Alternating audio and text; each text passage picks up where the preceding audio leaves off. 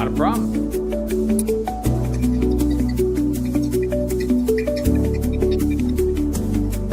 And while we're doing that, I will share this out to a couple people. Are you sharing out a link?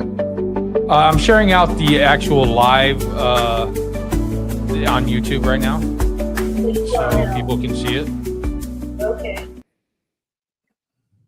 Welcome to Rock and Recovery. I'm your host, Jay. Today, I have a special guest, Annie Brook, from the founder of the Brook Institute, is here to talk about addiction, I am hoping.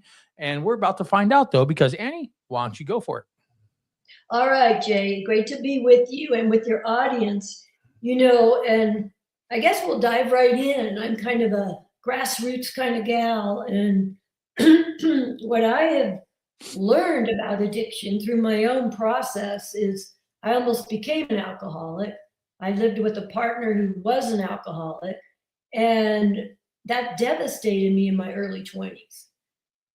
At 20 years old, you don't know what you're doing. You don't know right from left. You're just trying to make it all fit together. And I remember feeling like I was drinking, it didn't seem like a problem. I was drinking Kahlua, right? That's simple. But I was making these Kahlua shakes. And then the day I started having 2 of them a day, I thought, uh-oh, I can't stop this. I feel out of control. And so it was this feeling in my body like, wow, you are on the edge of a big black hole. And if you step over that line, who knows what's going to happen? So fortunately, I went outside and dumped all my Kahlua in the yard, but it scared me. And my partner, without on purpose, he didn't do it on purpose, but he burned our house down. And this was a thing we built by hand. We built without any electricity. My animals were killed. So I was really a mess of trauma. And fortunately, I had a sister out in California, and, I couldn't even hold a job at the time. I was so full of worry. And I know that if you have an addiction or you have overwhelming circumstances, it's really hard to stay balanced. And that's why people seek, escape. They seek comfort because it's too much. And then once you get into that, chemical or just even behavioral repetition of your addiction source, it becomes a habit. And so my brain was so full of worry, I couldn't hold a job. Now that's dangerous, and I watched my brain slowly get worse and worse. Luckily, I made it out to a meditation school in California, and I started to get stable in my brain, which started my whole system to get more healthy. I began to be able to learn things, and I began to be able to modify my own behavior. Like healthy coping skills, healthy habits.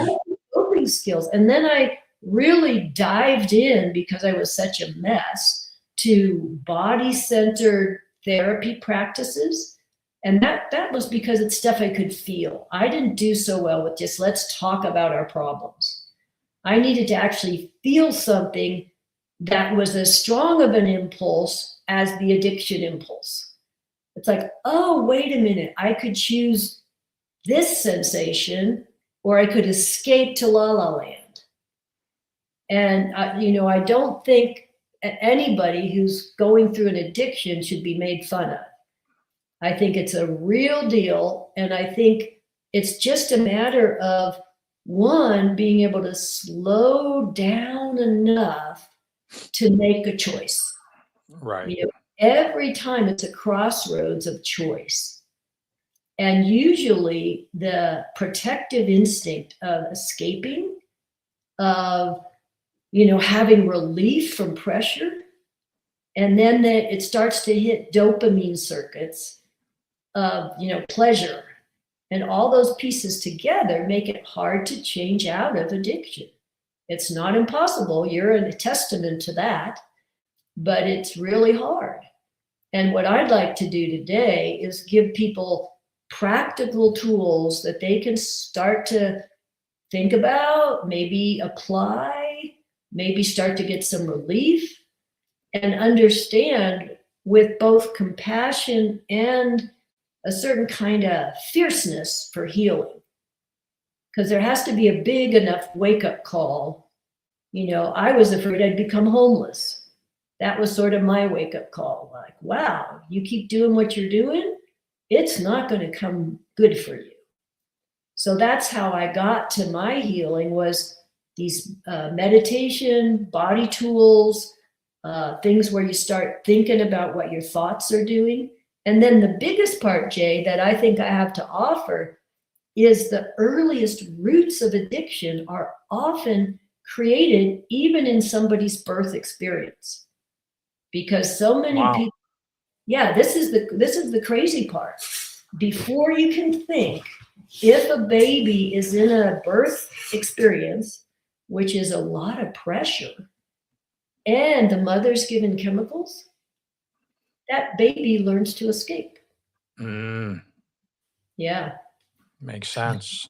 So babies that are born addicted, it goes along that lines that have to be put on a treatment like Suboxone or especially for those type of babies. So it's real. You can be born with addiction. You can be born with addiction, especially if the mom is abusing, if she's got chemicals in her system. And I've worked with those babies. I've worked with adopted babies where the mom's in prison for abuse and addiction, and the baby gets adopted out, but the mother was abusing while she was pregnant. And those babies need a lot of intervention, hands-on, and they need the adopted parents to understand how to interrupt the chemical habit. But I want to speak also about what appears to be normal birth, not an abusive. It can be a birth where, say, the mom is put under. I was born in 1954. So that was a time when they would knock the mothers out, all of them. I remember my mother crying that she couldn't even remember my older sister's birth. Wow. Right? And that's a huge experience where they want to bond and say hello and provide comfort. So many people that I work with have had the experience of, and it's sort of an internalized abandonment. Like they're always feeling abandoned and somebody's going to lead them. And when you think about the kind of birth where the mother is knocked out with anesthesia, then the baby doesn't know where she is. And for 9 months, the baby knew where the mother was. It was just this easy sense of connection. And then you have this birth experience where a mother goes away because of anesthesia. The baby goes into a kind of panic. And then they have to go through the pressure of being born. And then they come out and mom's asleep. So they take the little baby and they take it off to the nursery. And now you've got a baby sitting there with other crying babies. So like separation anxiety. Exactly right, Jay. That's what it is at a very early stage. And then we have to think about what I call dissociation. That's just a psychological word that means you escape. Under pressure, you maybe withdraw into a cave. That's one way. Or maybe you actually hover above your body. You feel like, I don't care what happens. I'm just hanging out up here. Some people even dissociate where they break into like a million pieces and they're real ADHD fast. And that is a healthy adaptation when there's too much pressure. If you break into parts, because under pressure, we feel like prey. We feel like there's a predator that's coming to get us. And so if you can break into pieces, the predator doesn't know which piece to chase. Right. And it becomes really kind of fun. It's exciting to jump from one thing to the next to the next. But underneath it, you're not a whole. and then you're always struggling with a kind of ADHD thing, hyper fast, hyper smart, hyper mobile, but you can't just, settle. Okay. I understand Sit that. down. Yeah. And that's the hardest part. I think a lot of the work I help people with is actually the compassion to collect all their parts. And I don't mean that symbolically. I mean, physically, we imagine like out to the edge of the universe, you get a big net and you start to gather all these parts. And literally, I will just hold space for someone while they feel all that jumpy. And then I'm like, okay, I'm going outside of your edges and I'm going to help you knit back together. And slowly, I just put some pressure on. And some people start crying. Like they have never felt, that they could feel relaxed and sane. They could just relax and life is okay. And, ultimately, as adults, every single one of us has a choice.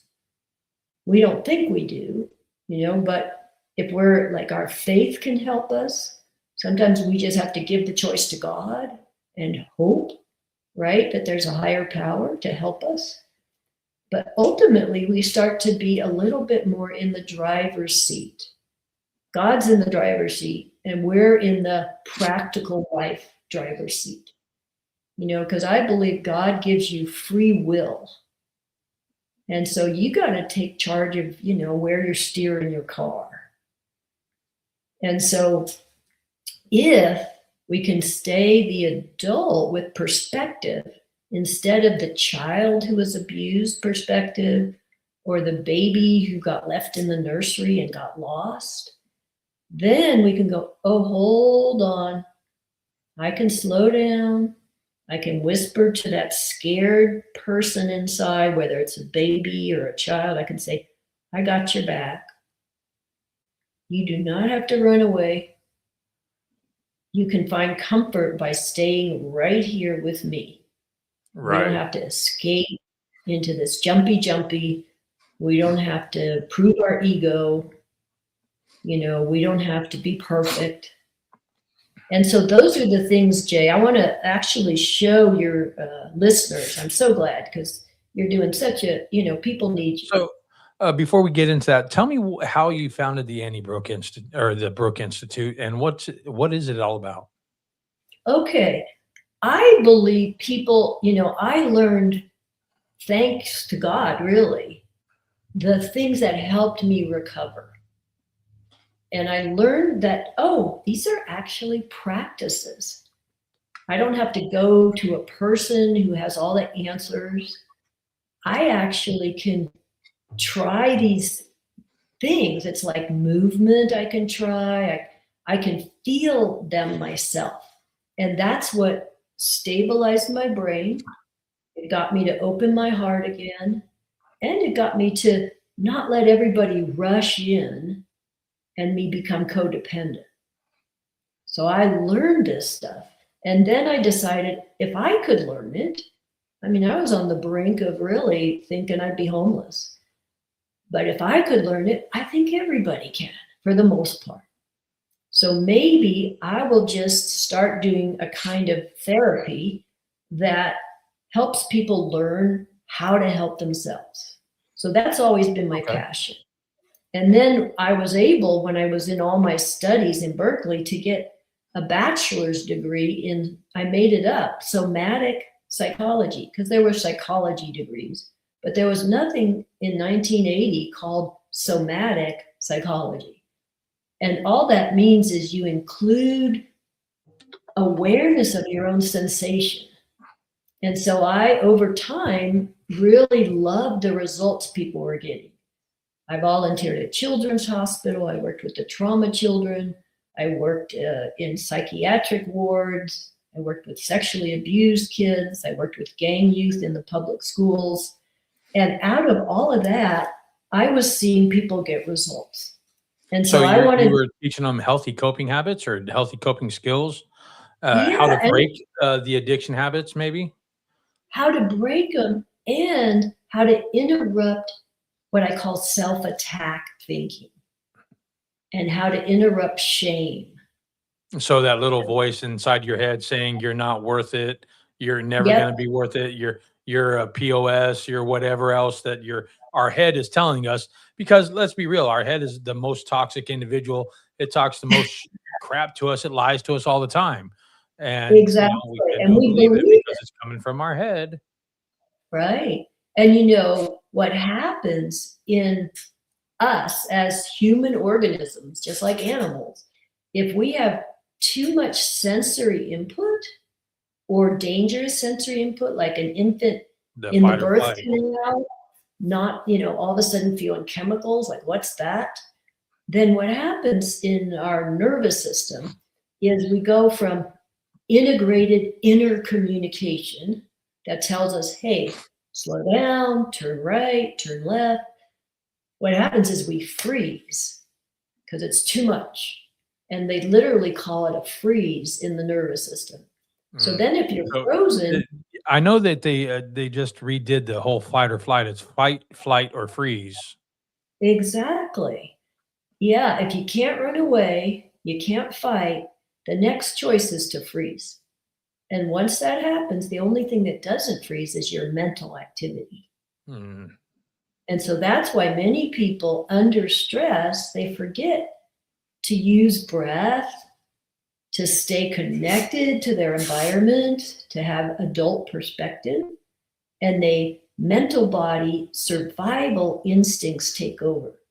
Now, the problem with that is right at this part of our brain, we have physical structures in the brain that use filters from the past.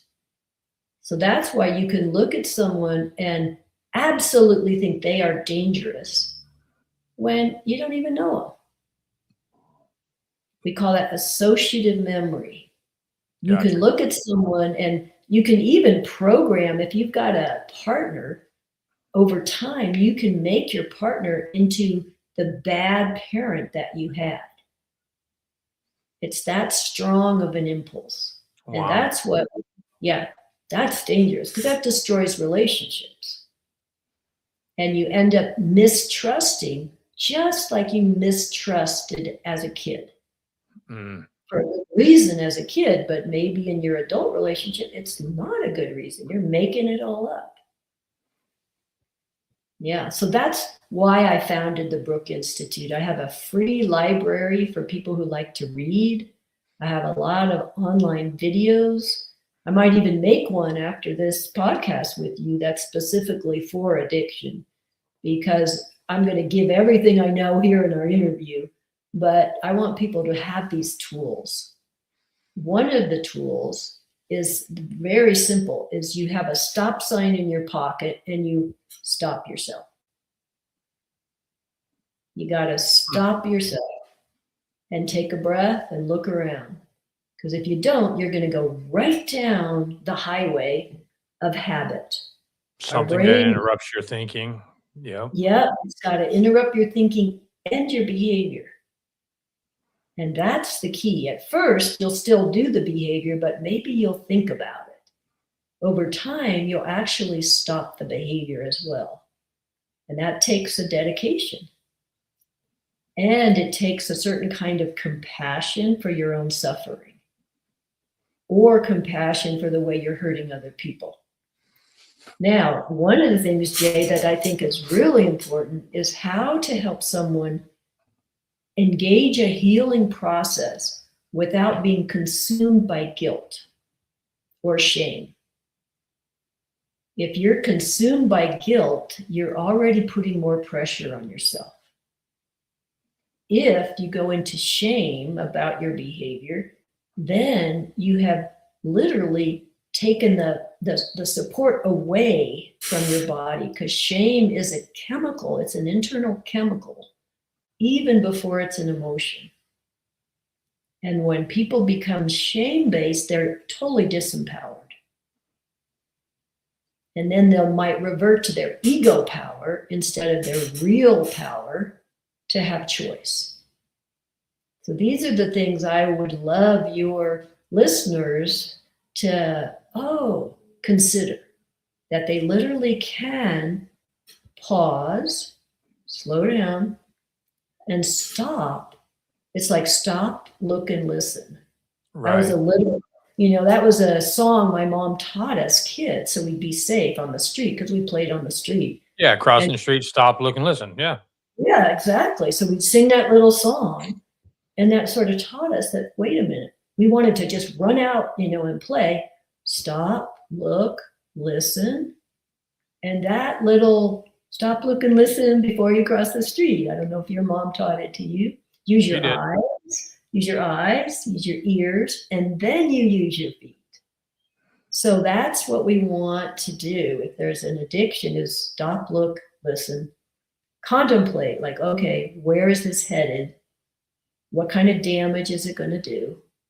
And is there a different way to get the comfort that usually the addiction provides? An addiction usually provides some kind of comfort. Like it takes away stress, it throws dopamine hits, and it helps you escape. So anyone who learned to escape right from, in the birth canal won't even know they're doing it. And they can be more addiction prone. They can also be more controlling. Like, let's think about this together for a minute. If you imagine a baby trying to be born, it gets stuck, and then there's a C-section. That is terrifying. And it always gives the impression that you can't do it yourself. Someone has to rescue you. And what happens? Were you born C-section? I don't think so. I think I was natural birth. Good. Okay. I just want to say, anyone born C-section, take a breath, slow down if you're listening. Now, all 4 of my kids were born C-section. The first one was emergency C-section. The other 3 were planned. Right. So sometimes it's not always a given, this means that, but you just kind of watch for it as a therapist. You're kind of observing, what does this person need? So some kids might be very controlling, because a C-section to the baby self can feel out of control. They're pulled out of their mother. It's a surgery.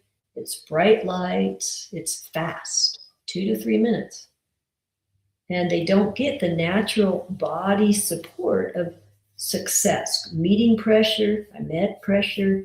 I made it. And then I got my comfort of connection with my body and my mom or my dad. Yeah. So these are all recorded in the part of the brain called the brain stem. Right. This is precognitive, before we can think. And above the brain stem is all of our emotional brain structures. So that's why we can have impulses from a long time ago hit the emotional brain and get hijacked into emotional thought responses that don't get a chance to go all the way up to creativity, where you could make new choices.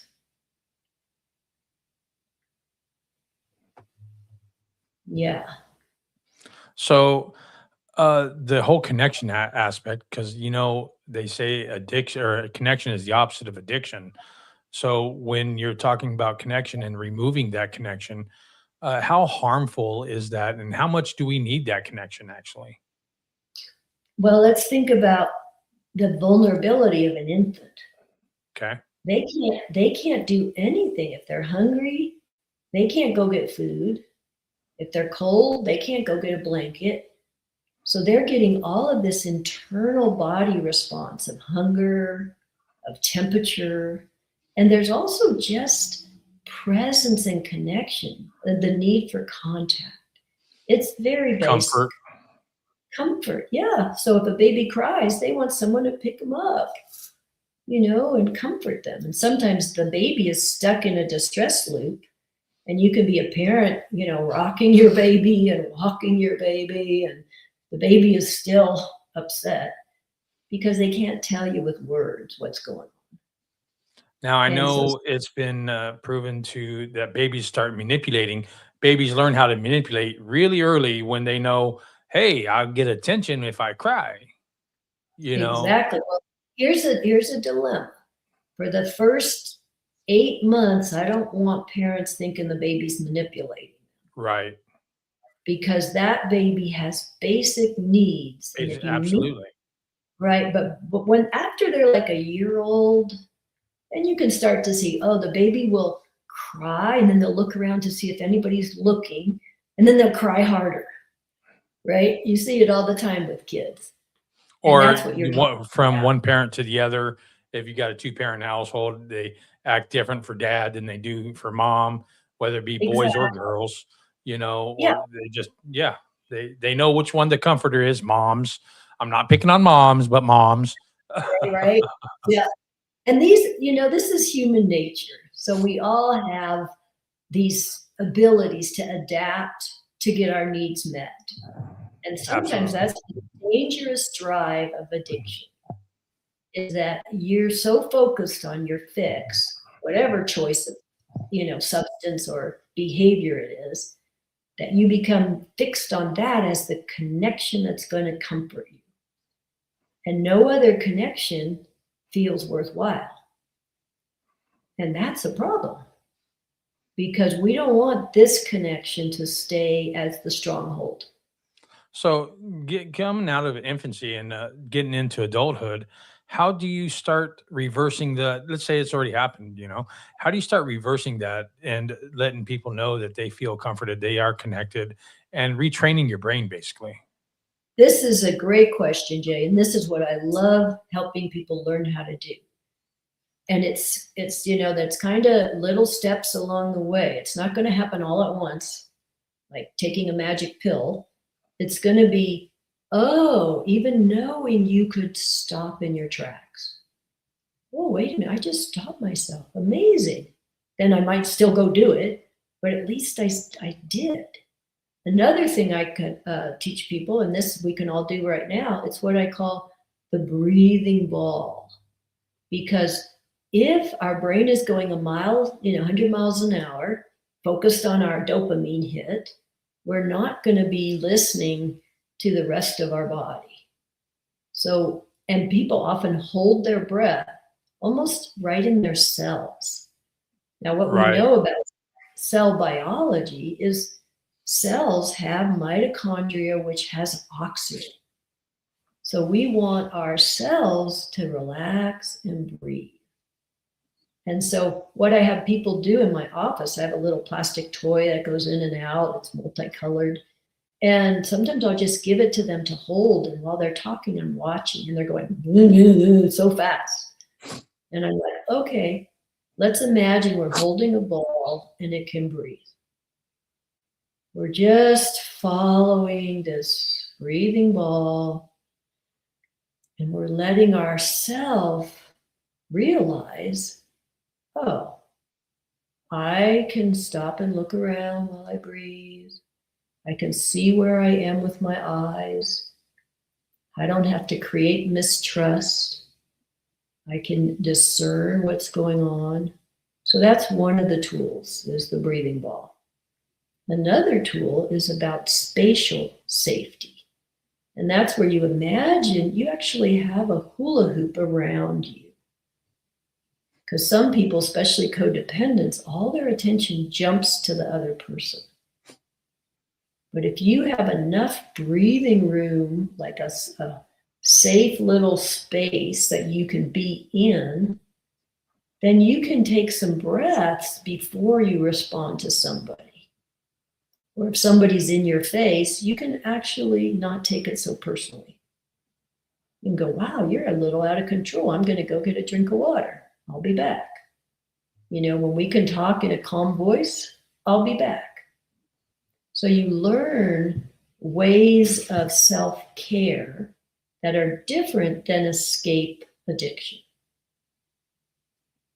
Another thing I teach, and this is a free PDF download. If people go to my website, they'll get a pop-up that says join here and you can get these free downloads, is called the satisfaction cycle. And that's where you're learning how to feel satisfied without it having to be a big addiction hit. Oh, what does it feel like to be satisfied? And this is taken from baby language because babies learn. They are learning how to reach out and take an object and bring it to their mouth. That's very primitive brain learning. And that baby has to be relaxed enough that it will push into the floor and it will learn to lift its head. So a push goes into a reach. And then they've actually not only got to reach with their attention, but they've got to reach with their hand to an object like this glass of water. I have to not only reach for it, but then I have to take hold of it. And then I have to bring it back to myself. So that helps me know I exist.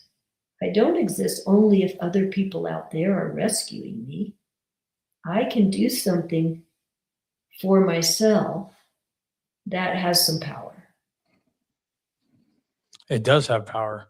I think Yeah. a lot of us, still work constantly on the retraining of our brains because especially addicts coming out of addicts or anytime you're mentally or physically stressed out, mentally stressed out, we start coping with things probably the best way we know how, which is normally Right. the wrong way, Mm, especially for somebody with mental health issues or addiction issues.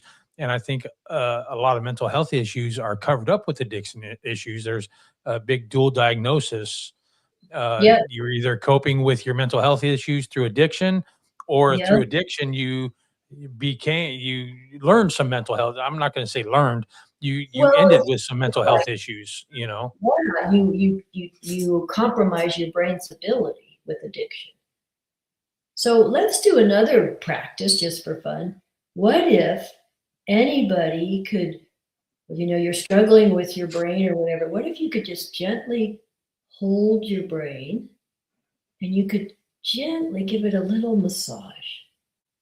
Like a little, oh, you don't have to work so hard. Oh, you don't have to make those bad choices. Oh, you're just under stress, brain. We're just going to give you a little comfort and massage. And so, what we're looking for, Jay, is any kind of ideas or cues or practices that stop the brain distress. Yeah. And so, giving your brain a little massage, no one has to know you're doing it. Right. You could do it yourself on the side quietly. Someone's, you're in a difficult conversation and I'm going to give my brain a massage here. I'm not going to get all reactive or defensive.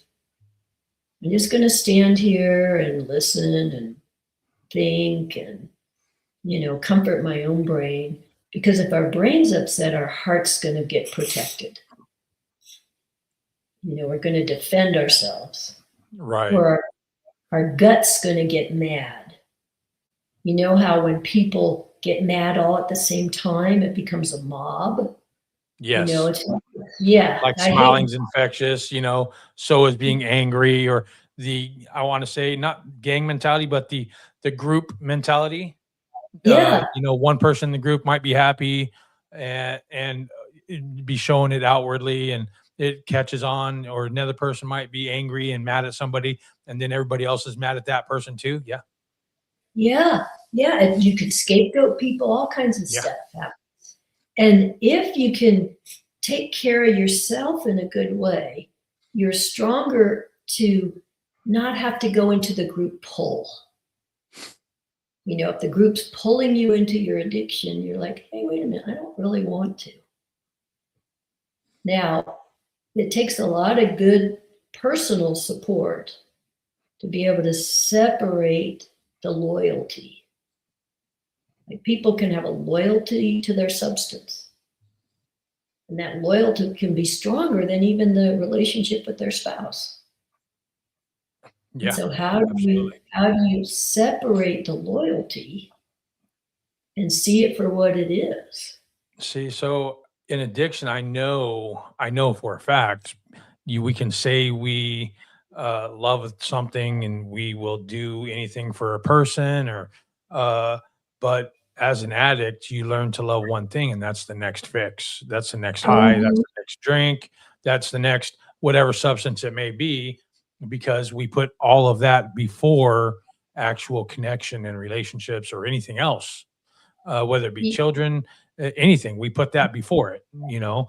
And I group myself in that category because I am an addict. I'm a recovering addict. I'm recovered, but I mhm. was an addict, and I know how, the thinking goes, and it's terrible to see. So that's why, you lose so much as an addict, because you put the one thing you love in front of everybody else and everything else. So you'll lose all your relationships. You'll lose your things, your material things. That's why you become Mhm. homeless. That's why, and along that journey, that spiral downwards, you pick up a lot of bad habits, which include, I think a lot of mental health issues. I'm not going to say every addict has a mental health issue, but they've got some sort of issue that they're either covering up or collected along the way. I agree with you completely. And I'm so glad you are doing what you do to help be a voice for people to think about their life. It's so important to have somebody who's been there, had to work through it, knows they're an addict, and that they've recovered. Because you can name it. And I agree that what happens is the brain fools itself about what's good for you. And that's what I call that loyalty to dysfunction.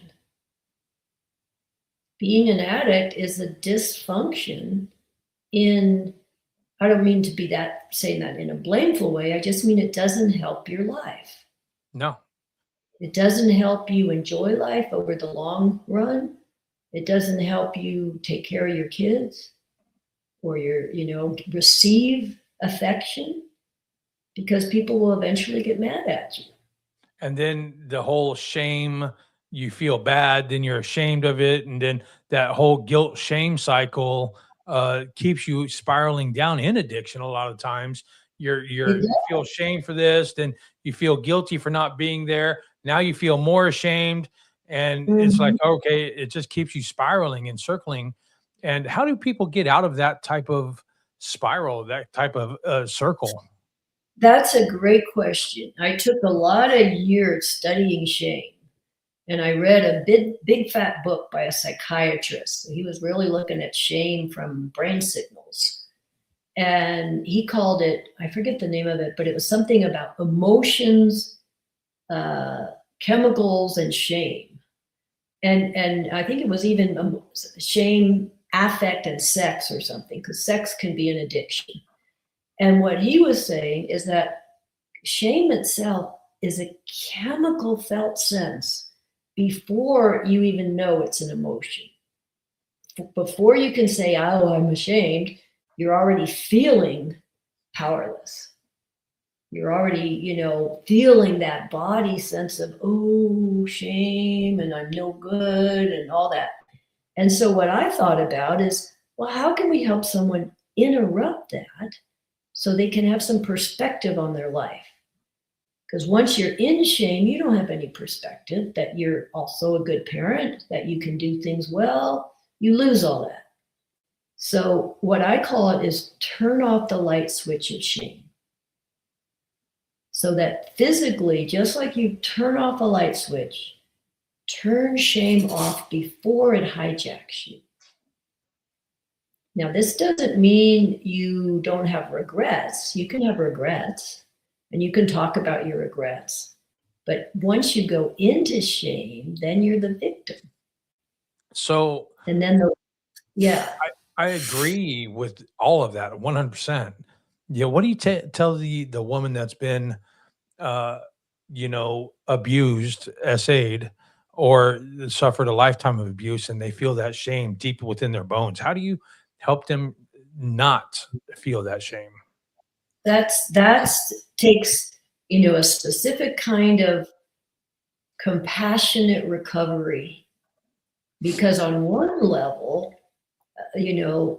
especially if someone's been abused as a child, it's so confusing about connection and affection and abuse. That's because the And only connection they had was being abused. exactly.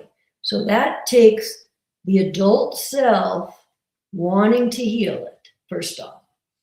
Like knowing, I don't like what happened to me. I want a new perspective. And I don't know how to get there, but at least that intention will start the process of healing. And then you have to add specific tools. Like one of them I work with is what I call brain states. Now, with sexuality, especially an adult, that's why I get so mad at, abusing children, is that an adult's sexuality has an amplitude to it. A kid's body cannot process that. And so you're basically putting octane fuel in an engine that's not ready. And I know this when I worked with the sexually abused foster kids, they were like 6 to 10 years old kids, and they were abused within their own family. And so they were in an after school program, and I was the music director, and I was just trying to help them have a, good way to sing and enjoy. And so I had this one little kid. He was developmentally 4, but he was 8 years old. And his parents abused him and threw him in a closet all day long. So luckily that kid was out of the home. But I had him sit on my lap, and all of a sudden I was like, wait a minute, I'm feeling turned on. I do not feel turned on around kids. That's not my nature. And so I put him to the side of me, and I was, I really had to think about what just happened. And I realized this kid was confusing contact with sex. And he was running a sexual energy in his own system that I could feel. And that's when I really understood I don't know what the word is, Jay, but it's how you can damage a kid by doing that. By being an adult, making a kid up their energy than what they're not ready for, and then they don't even know they're doing it. So back to your question, how do you help someone recover? First, they almost have to establish being the good parent for that child. They have to not become the victim child. And that's the dance, because our whole nervous system will fall into the sensory existential shock. I'm going to explain this in a minute. But existential shock of why they don't have any capacity to think clearly. And so what happens is you have to stay the good adult, and you have to say, oh, little baby child, or, whatever, little 8-year-old, whenever this all was happening, you have to say, I am not going to let you be abused anymore. And we're going to learn how to relax. Because that arousal seeking, unfortunately, I've seen women who have been, not all women do this, but some women who have been sexually abused will actually they'll overly sexualize their behavior, which is a real come on. And then they feel invaded, but they don't know that they are actually inviting because it's familiar in the brain. That's one of the clues. If it's familiar in your history and you survive, we want to recreate it. Now, I think we do that because we're trying to solve the problem. If we recreate it, maybe we can do it different. But the real way to solve the problem is to learn how to be a healthy, good parent to yourself. Even if you didn't ever have good parents, you might have to study good parenting. How do you learn to, with compassion, give yourself limits? And with compassion, give yourself tools to shift your attention. So Absolutely. someone who's been abused, they have to shift their attention away from being damaged goods, right? They can't think that their whole life, because they'll never feel like a whole person who's, in the eyes of God, you are a being of, you have a soul into Absolutely. body. This is your life lessons, okay? Let's get to work. So Let's stay we damaged. could continue talking about this for hours, I'm sure. Yet I'm running short on time. So what's one takeaway that you would love anybody that's listening to take away from this conversation? What's the one main thing? The one main thing is you can do it. You can actually shift, but it's going to take sometimes external support, like a good therapist, a good support group. It's going to take an internal faith. Whatever your belief in spirit is, you have to know that, wow, I'm out of control at times. And then it's kind of a, can you get a tool bag? Can you get a tool bag? So the takeaway is you can do it. It's learnable.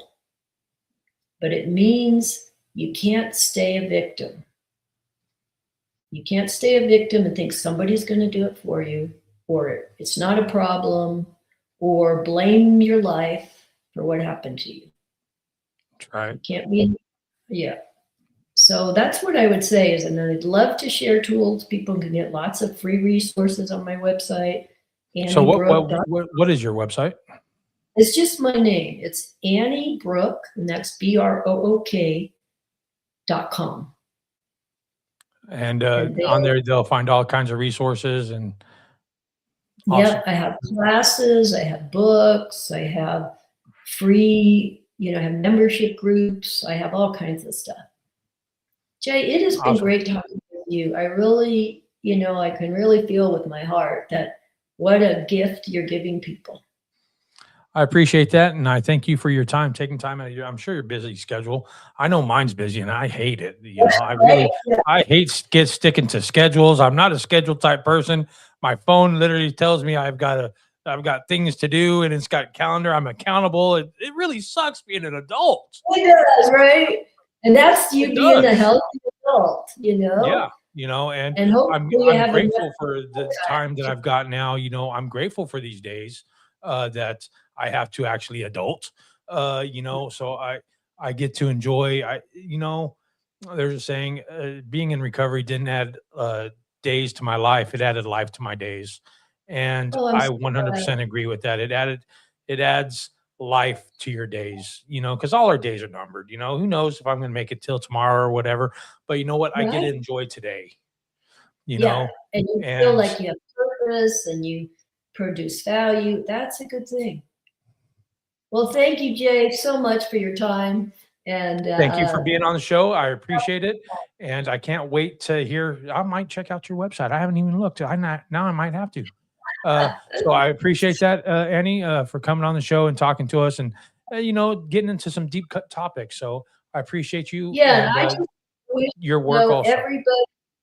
I just wish everybody just blessings on their journey in life. And that's my show today. Rock and Recovery. Keep rocking your recovery. Annie, I'm gone. I hope you have a great day.